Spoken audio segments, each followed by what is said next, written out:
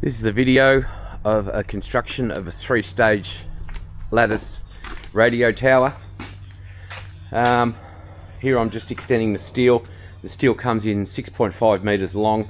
I actually want to extend it to 7 meters, so I've got a hole drilled here.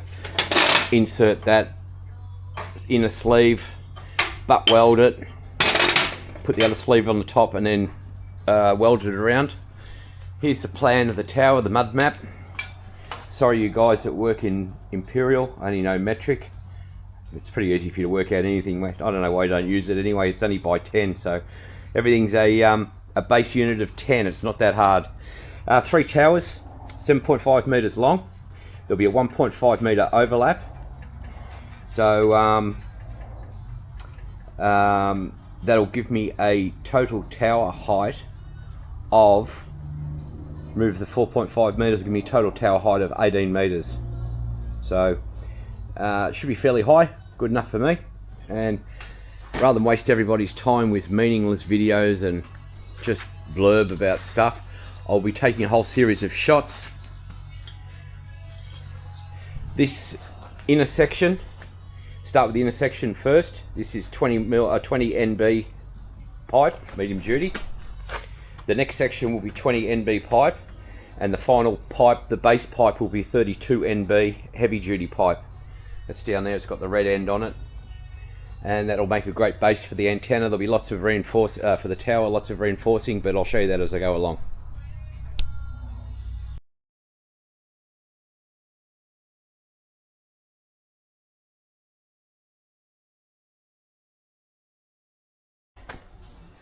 Time for a little bit of live video, a little bit of an explanation. So I've got the supports in. This part of the tower is very important. This is going to be the inner stage, the very smallest stage, but all the other parts of the tower are built off this, so it's imperative that you get it square. So it's on the ground. All these panels are squared. The ends have been squared. All the black steel's been washed down so we get a good weld on it. There's the join there. That won't interfere any. The actual caps, I just gave one a bit of a try, no problems at all. So the end is just roughly welded to hold in position. Now I'm going to go through at each space there and add the intermediate braces. Then there'll be some other 10mm bar, and then the angled braces as well. So just a quick update saying that get it on the floor, get it level, get it square, get it 100%. Take your time on this part. This is the most crucial part because the other 3 parts of the tower will be constructed off this.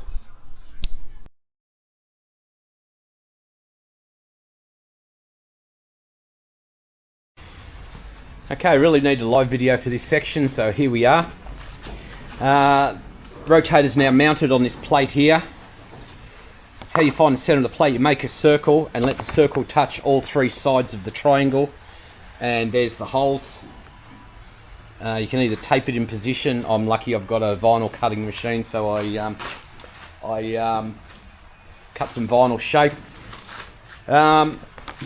Just a dummy pole. What I'm trying to do here is locate the center of the bearing down here for the mast bearing, because these triangles are not mounted 100% accurate, and if I just about the center of this top section I would be out. So this rotator's been reconditioned by a company in New South Wales called Duro. Peter Hastings does an absolute phenomenal job. He put the LED light in the control box. I would even send a new rotator to him. So anyway, we're turning around and she's not moving a skerrick, so that's exactly where I've got to drill the hole for the mast bearing. These are intermediate sleeves. I'm actually going to put one in there as well and one there, and what happens is they lock in there, and because the mast comes out the top here, the pressure on the mast bearing and the pressure on the top of the rotator, if you haven't got these intermediate sleeves, is dramatically increased. So this just takes a little bit of pressure out and gets it all working beautifully. This is the bearing I'm using. It's a thing called a mast bearing Creative CK46. It's got adjustable pads inside. The bearing are well inside the unit there, so that should be plenty of years of use. So anyway, there we go. That's just a quick live update. The rest will be a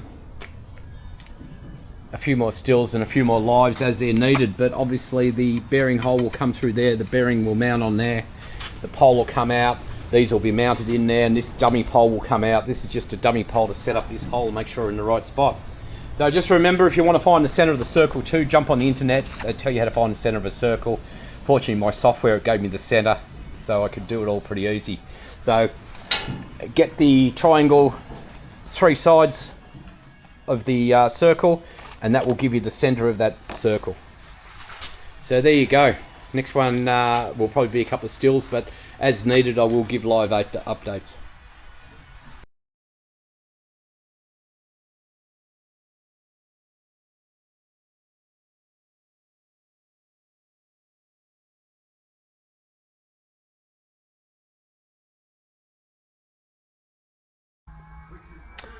Here we go, a bit of a live update. It's time for a live update rather than some stills. So this is the final stage on here. This is the one that mounts the frame to the pivot. This is the second stage here. The third stage is out there, ready to go, painted, all locked in. We've got the pulleys on here. These are for the sheaves to go in and out. A lot of the joints have been ground just so that the second stage flows a little bit easier. But so this is the way this is the way we set the stages up, or how I set them up. Hose clamp, a bit of timber, 20mm spacing. Then I'll lever this out and measure everything, make sure all the 3 sides are the same. Then I can start to weld the supports through, and then we're right to go. So just a quick live update of what stage you're at now. The third stage is well underway.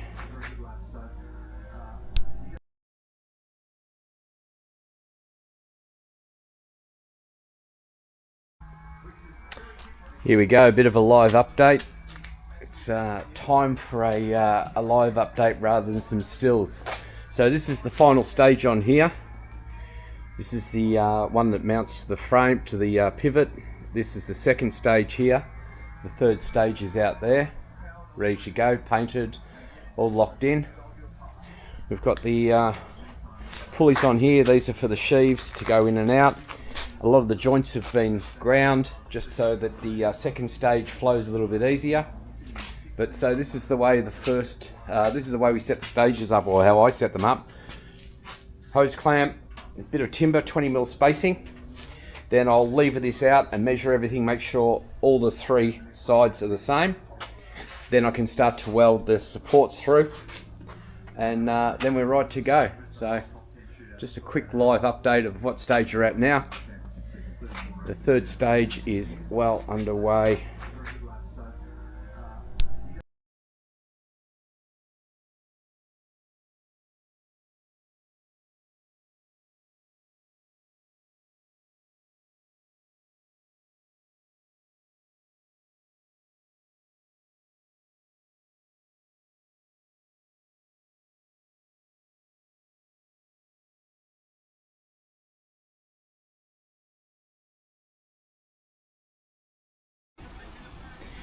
Time for a live update.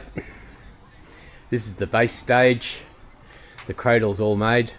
So, and the rag bolts, or the bolts that go into the concrete, are all done.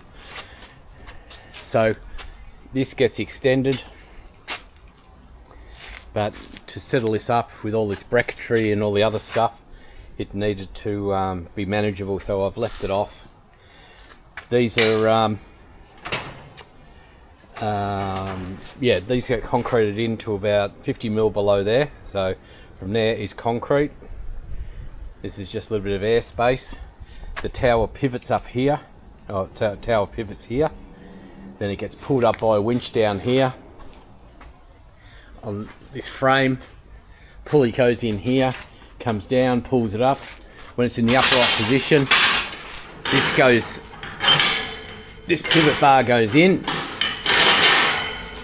and pivot bar goes in. then the tower pivots this way, so it goes horizontal. Anyway, I'll explain that in the next live video. All the pulleys are on for the winches. The bars are on down here for the winch, the electric winch for up and down. There's the other two stages, the top stage which is painted and the second stage which is now painted. This is all 2-pack polyurethane. Rather than getting it galvanized, I've gone for a bit of 2-pack polyurethane, so that's all ready to go. This will all be painted, primed, even though it's going in the concrete, and this will obviously be all painted and primed as well.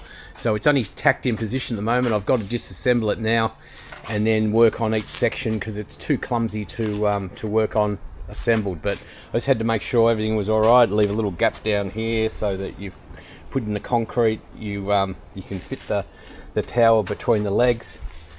But there you go, that's what stage you're up to. Nearly ready to start digging holes and putting in some bolts in the ground. See you next video.